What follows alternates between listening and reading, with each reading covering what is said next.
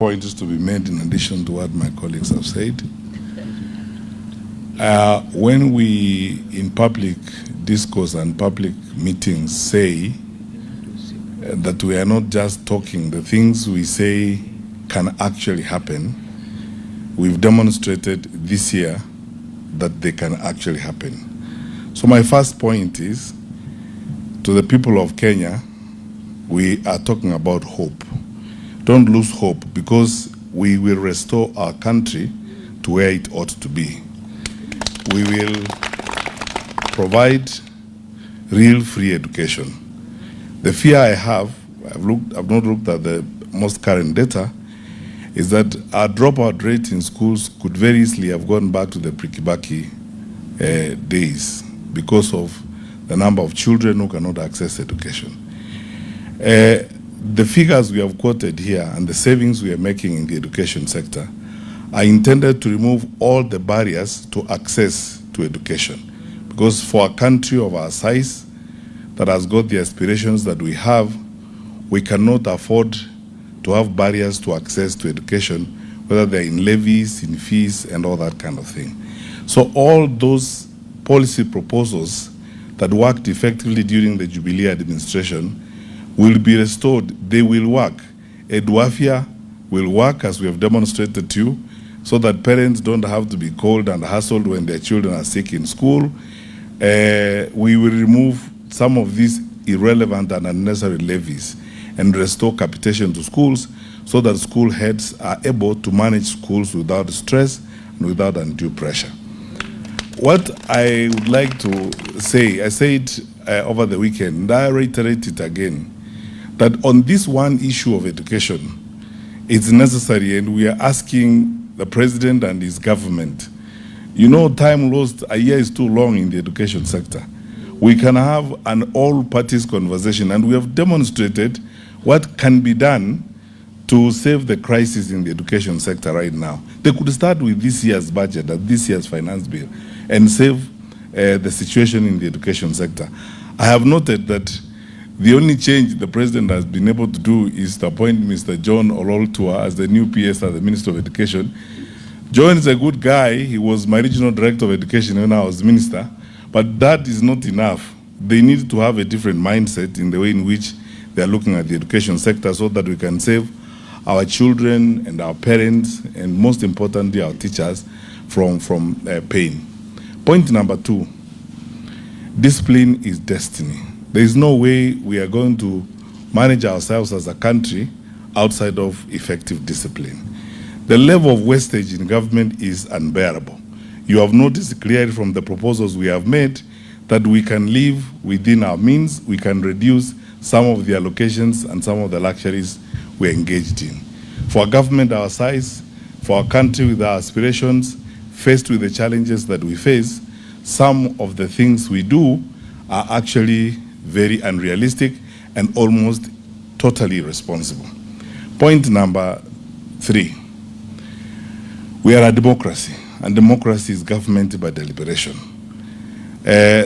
Our colleague, the Minister for Finance now, or the Cabinet Secretary for the National Treasury, has been criticizing us and saying we are making proposals to the Finance Bill 2026 recklessly. And my answer to him is this: you put it forward so that we deliberate it, we give you our views. And that's why we are asking members of parliament that if some of these amendments are not done, then the bill should be rejected in total. Yeah. There are details that we have not gone into here. For example, if you increase tax on income from rent from 7.5% to 10%, all that is going to be passed on to tenants. The same ones who are paying SHA, the same ones who are paying housing levy, the same ones who are paying all these taxes. How will life be afforded? So we are not basically saying things because we are bored. We are saying things because we can see and we live here. And we are saying them in patriotism. And our colleagues, our fellow citizens who are in government, need to also, with the same attitude, the same positive view, take our proposals very seriously and take them in their stride and see what can be done. And I don't think, although Honorable Kalonzo Musyoka and Gachagua did not say this, I don't think that the United Alternative Government is opposed to a conversation. Our members of parliament who are in parliament, I'm sure will be very happy to have a conversation on how these measures can be changed and these proposals can be changed in Finance Bill 2026 so that we can have a palatable situation. He asked how I was in cabinet for 10 years and we passed finance bills. We debated all the time. We negotiated all the time. In fact, in most cases, we gave away a lot. Sometimes it's a give and take, and government should be prepared to go to parliament and sometimes listen to the members of parliament, accept to lose here and lose there, reorganize here and reorganize there and readjust so that we can go forward in a manner that is essentially bearable for all of us. Finally, I don't think we are going anywhere if we adopt this attitude, like I have seen in some of our government officials, of behaving like we don't have a right or a role to point out these things. Who are you governing? You are governing us. Na sisi sio kondo. We are human beings. We have views. And then when we give these views, please take them. We are your brothers also. We are not expatriate Kenyans. We are Kenyans in our own right. And we are telling you these things because we believe in them.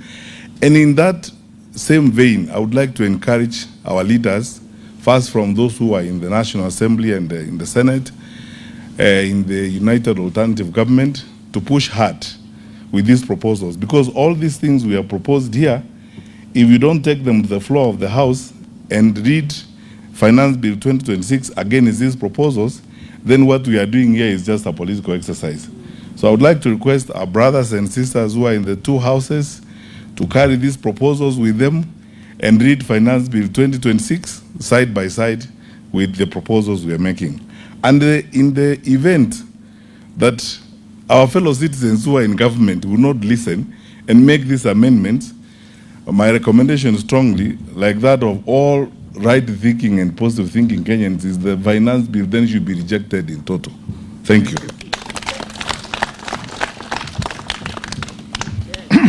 Thank you.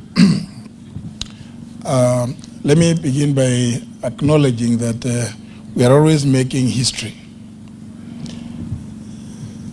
Tomorrow, the 11th of June 2026, at 3 p.m., the CS for the National Treasury and National Planning, John Bundy, will be reading the budget estimates for the coming financial year.